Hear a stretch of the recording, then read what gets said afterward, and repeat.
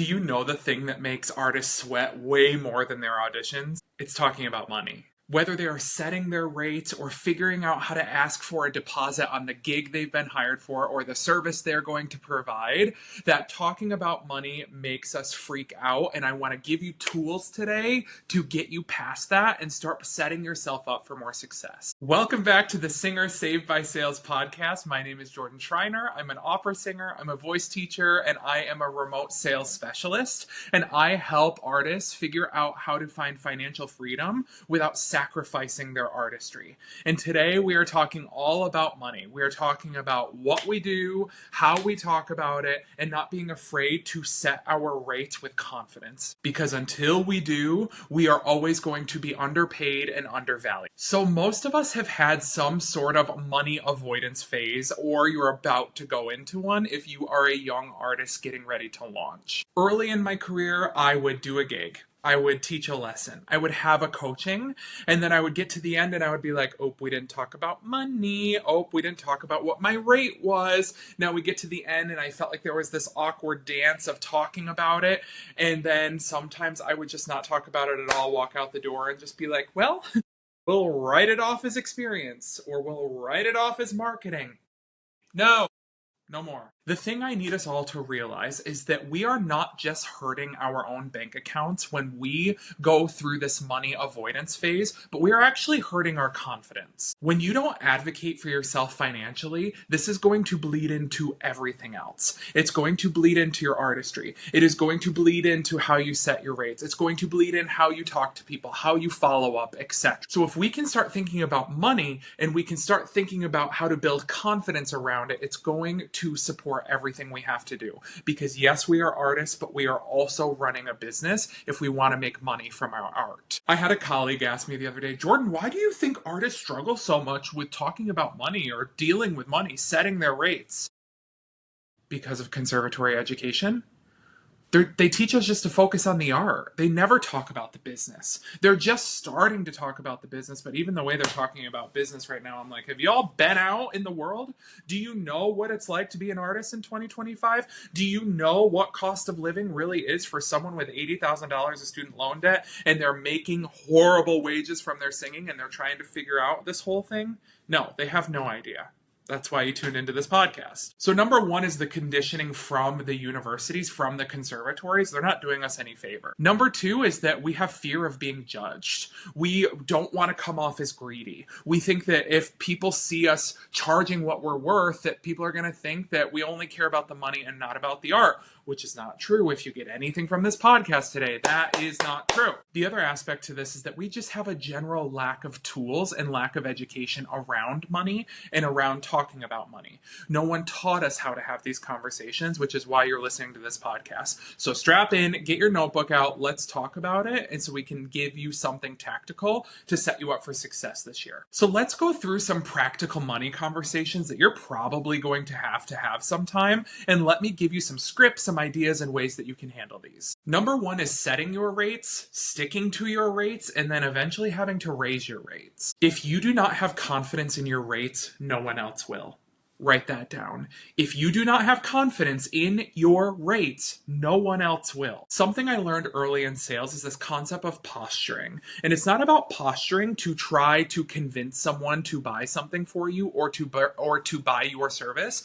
Posturing is about making sure that we are coming across as confident in what we do. And again, this is a skill you need to practice. And it's probably not going to come natural to you because of the way conservatories teach us. So the posture that you have around what you charge for a funeral, to sing at a funeral, the posture around what you charge to sing at a wedding, the posturing around what you charge for a voice lesson or to create a website for a fellow artist or whatever product or service you offer.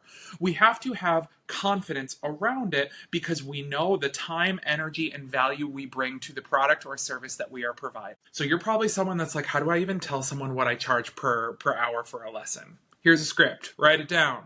When someone says, hey, my daughter Sally Sue is looking for a new voice teacher. She wants to get ready for undergraduate auditions, and we wanted to see if you were taking on new students and what you charge. Your response is something as simple as, Awesome. I would love to help Sally Sue with their journey to college auditions. My current rate for blank service is blank amount of dollars per hour. Would you like to proceed with scheduling? End of story. Not, oh, well, he, I don't know. No, you know. How much do you want to be paid? What are people around you charging? Do you think they're too low? Do you think they're too high? What is your experience? What is your education level? How much have you taught? All of these things go into basing your rate. But we never want to go too low, we never want to go too high, and we want to find something in the middle. We have to get confident around stating the facts. When someone is coming to you looking to pay you for your product or service, make sure you have an answer ready to go. Offer it to them and let them respond. Now, on the other side of this, some people have set their rates and inflation has gone crazy. They have more experience. They have put money and time into self-education, and that you should be raising your rates, but you're afraid to. Now, if this happens, what I do is that I will send out a script that sounds something like this to my clientele. It will either be a text message, an email, or I'll make a phone. Hey, Billy Bob, I hope things are going well. I just wanted to let you know that based on X, Y, and Z, based on the new certification course I just went through, or based on inflation for 2025, or based on whatever you want to say, cost of living, whatever, I wanted to let you know that new rates are going up to blank amount of dollars for your service. I wanted to give you 30 days notice so that this is something you could plan for. We could have a conversation around and see if there's going to be any issues with that. But I look forward to seeing you at your next lesson and we can chat more about this. Something like that. Keep it simple. State the facts. This is what's going on. Rates are going to this. I wanted to give you 30 days. They either stay with you or they don't. And if they don't, go find a new student and charge 10% more.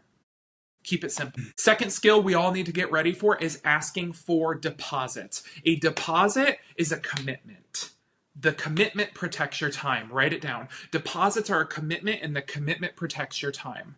This is going to be so important for you for whatever situation you're in. If you are going to sing a wedding, take a 50% deposit, take a 25% deposit, take whatever percent you need to guarantee. What's going to happen if that person cancels on you 1 day, 1 week, 1 month, 1 quarter before the actual gig? Is that going to be enough time for you to fill that revenue in based on the amount of time you have since cancellation? I never used to take deposits for voice lessons. I used to just go on the honor system and hope that it worked out. And to be honest with you, 90% of the time it did work out. 10% of people would screw me over. So now what I do, especially because my studio is pretty much always at full capacity, is that whenever a new person comes to me that I do not have a personal relationship with, I get their time down that they want to have a lesson, and I tell them that in the next 12 hours, I need you to send me over the full amount for that lesson to my Venmo or PayPal.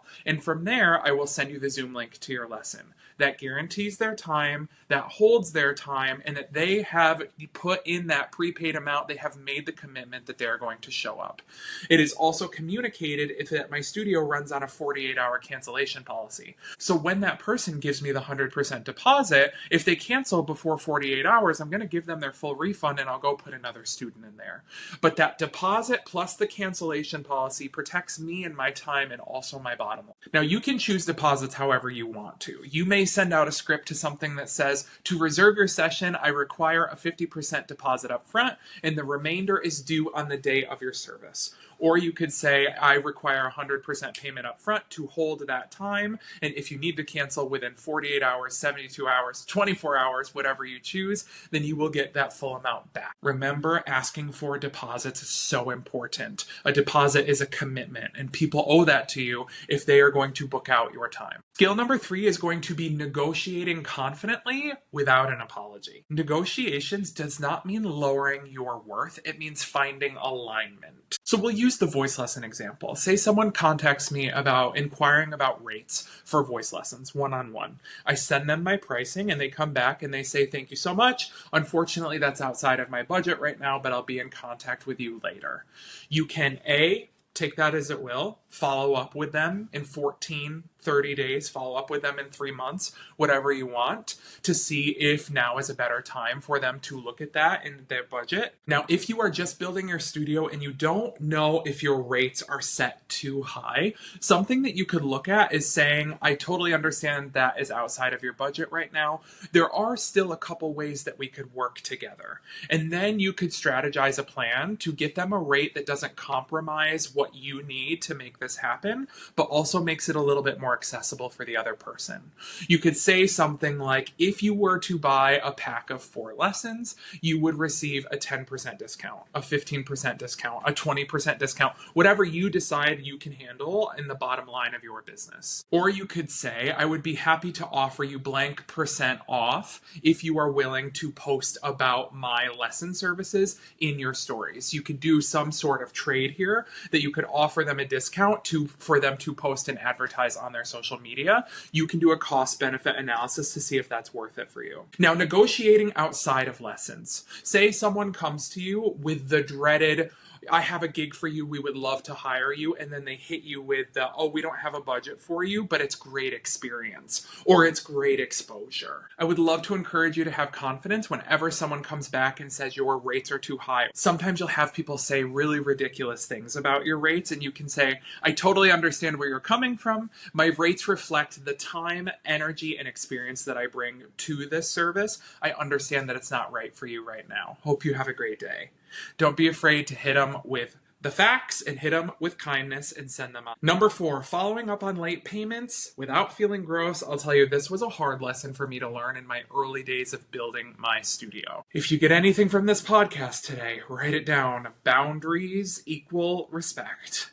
Boundaries equal respect. Boundaries equal respect. If for some reason you did not collect payment at the beginning of the service, which please change your strategy now. Have people pay in advance. Collect a deposit. We already talked about that. Get yourself set up so that you're not getting to the end of the session being like, okay, cough up the money. Have the money done before the service starts. Super important. But if for some reason you're not there yet and you need to follow up on late payments from a customer in a lesson situation, or even if you're following up on late payments from an opera company or someone else who you have provided a service for, singing for a funeral, singing for a wedding, etc.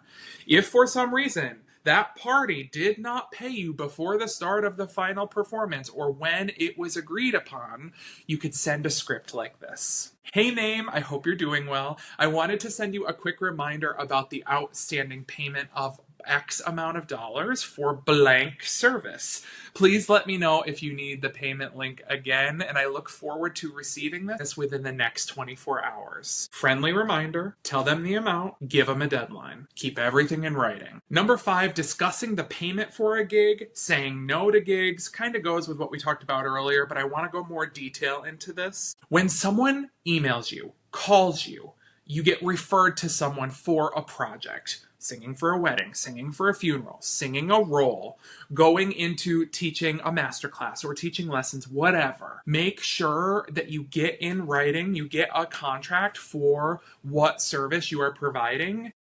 Get it in writing, get it in a contract, make it official. When someone reaches out to you and offers you blank opportunity, and they do not say anything about the payment, here's some scripts you can use. Thank you so much for reaching out about blank opportunity. Could you share the pay structure for this project? ?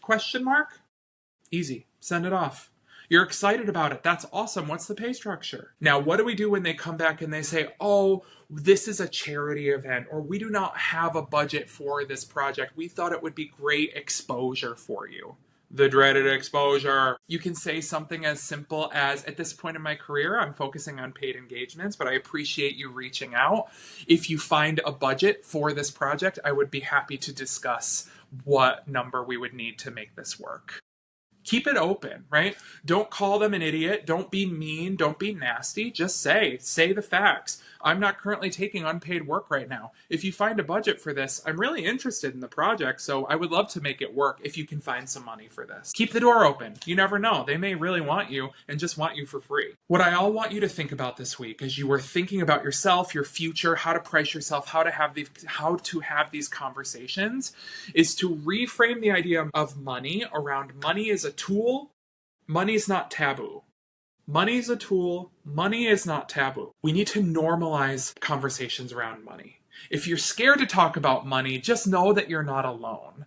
But if you don't talk about it, someone will set the terms for you. And it's probably not going to be in your favor. Walk away from this podcast episode with the reminder that your art is valuable. Your time is valuable. You're putting two of those things together and they need to be honored, which means you need to stick up for yourself when you are having the money conversations. My challenge for you this week is to pick one of these conversations and put it into practice. Whether you are going to choose setting your rate, or you're going to start asking for deposits, or following up on a late payment that you've been afraid to touch with a 10-foot pole. I want you to do one of them this week and empower yourself. Because if you can start building this muscle now, it is going to pay you and pay you and pay you over and over again, and actually make you excited to make art again. Because when you are being properly paid for the value that you bring to the marketplace, you get excited about the work you do. You do higher levels of work, and it feels good to help. If y'all got value from this episode, if you could do me the biggest favor and go subscribe to the podcast on Spotify, on iTunes, on Buzzsprout, wherever you are listening, go check it out on YouTube if you want to see the video. And if you could take a screenshot of what you're seeing on your screen and put it in your Instagram stories, tag me at JMSTenor with your biggest takeaway. I would love to hear what you got from this episode, and I would also love if you could help me spread the word so that we could help more artists around the world feel empowered to talk about money so that people can't take advantage of them. I just dropped a brand new PDF, a guide to your vocal warm-up. So if you go to my Instagram, my Facebook, my TikTok, the link in my bio, you will see download free PDF for the warm-up guide. Feel free to go grab that, and I would love to hear your takeaways in that as well if you got value. I hope you all have an amazing week. Take care of yourselves, stay happy, stay healthy, and we'll see you on the next episode.